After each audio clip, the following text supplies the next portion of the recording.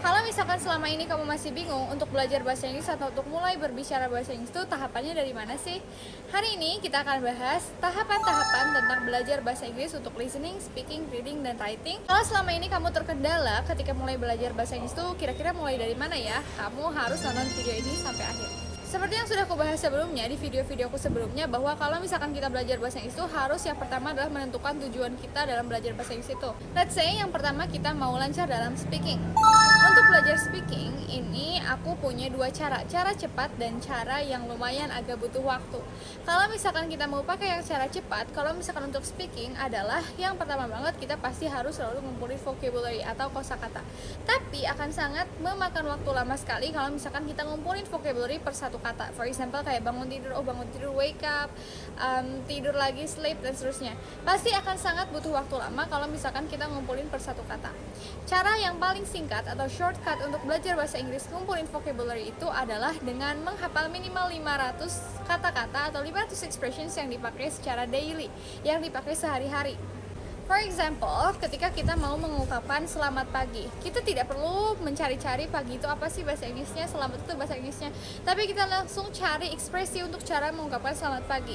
Cara untuk mengungkapkan selamat pagi itu diantaranya misalkan ada good morning, hello world, hi people, dan seterusnya. Kalimat selamat pagi itu dinilai kayak itu terlalu mudah, it's too bare necessities. Mungkin kita bisa ganti pemisalannya dengan kalimat yang lain. For example, ketika teman-teman mau nanyain jalan ke orang lain, misalkan kita hanya tahu vocabulary-nya doang, kayak misalkan bagaimana in English is how, bagaimana caranya disusun satu kata, mungkin kan lama ngumpulin vocabulary-nya. Teman-teman bisa aja expressions yang digunakan untuk menanyakan jalan. Di antaranya how can I get to bla bla bla, or can you please show me the direction and bla bla bla. Nah, yang pertama adalah kumpulin 500 expressions yang biasa dipakai sehari-hari. Itu adalah cara yang paling singkat kalau misalkan teman-teman mau belajar bahasa Inggris untuk speaking. Di samping itu, teman-teman bisa menggunakan kalimat-kalimat yang sesuai dengan yang teman-teman butuhkan. Misalkan expression sehari-hari di tempat kerja. Silahkan cari apa saja expression sehari-hari di tempat kerja. Cara minta maaf, cara minta tolong direvisi, dan seterusnya. Silahkan disesuaikan saja. Tapi intinya, poinnya adalah cari minimal 500 kata atau 500 expressions yang biasa dipakai di kehidupan sehari-hari. Back then itu adalah cara yang paling cepat atau shortcut kalau misalkan teman-teman mau belajar bahasa Inggris untuk speaking lebih cepat. Kita simpulkan dari sini adalah karena kita belajar dengan metode cepat, maksudnya it's a good ya, maksudnya it's both of good sides and bad sides. Good sides-nya adalah teman-teman bisa cepat dalam mengekspresikan apa yang mau teman-teman sampaikan. Tapi negatifnya atau kayak bad sides-nya tidak menutup kemungkinan nanti kalau misalkan ada orang yang speaking in English menggunakan expressions yang berbeda dari kalian, mungkin kalian akan bingung. Mengingat dalam bahasa Inggris itu satu maksud kalimat itu bisa banyak banget cara pengungkapannya.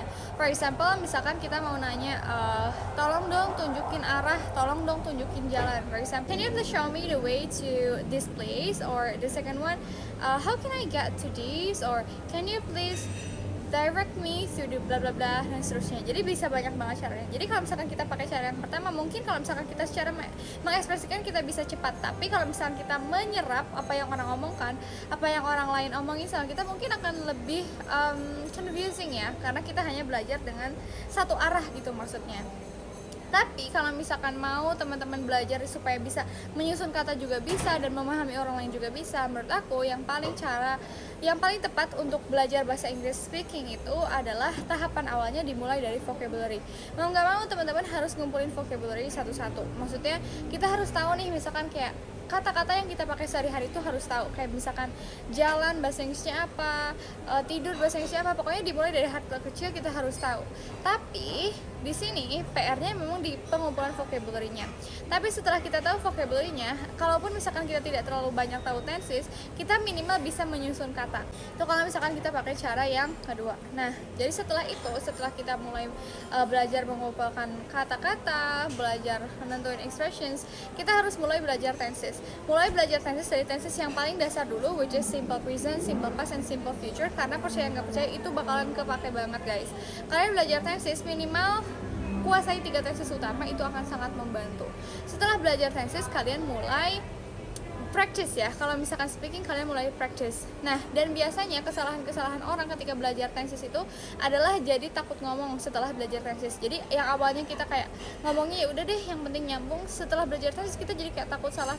Nah, hilangkan stigma itu ya teman-teman. Kalau misalkan teman-teman udah belajar tenses, rasakan bahwa oke, ini harusnya pakai tenses ini, dan harus percaya bahwa oke, yang gue omong ini bener. Bakalan buat video khusus tentang tenses itu sendiri, terpisah satu-satu, mulai dari simple present, simple past, simple future, dan seterusnya.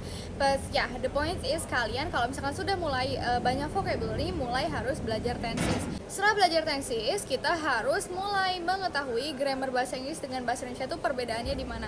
Karena memang ada beberapa perbedaan grammar bahasa Indonesia dengan bahasa Inggris ya. Contoh kalau misalkan kayak misalkan deh kita bilang kayak aku nggak tahu ya, kamu tahu ini atau enggak. Mungkin dalam bahasa Indonesia terus kita translate ke Inggris kayak I don't know, you know it or not. But actually sebenarnya kalau dalam bahasa Inggris kita cukup bilang kayak I don't know if you know it. Aku nggak yakin ya kamu tahu ini atau enggak. Pakai if doang.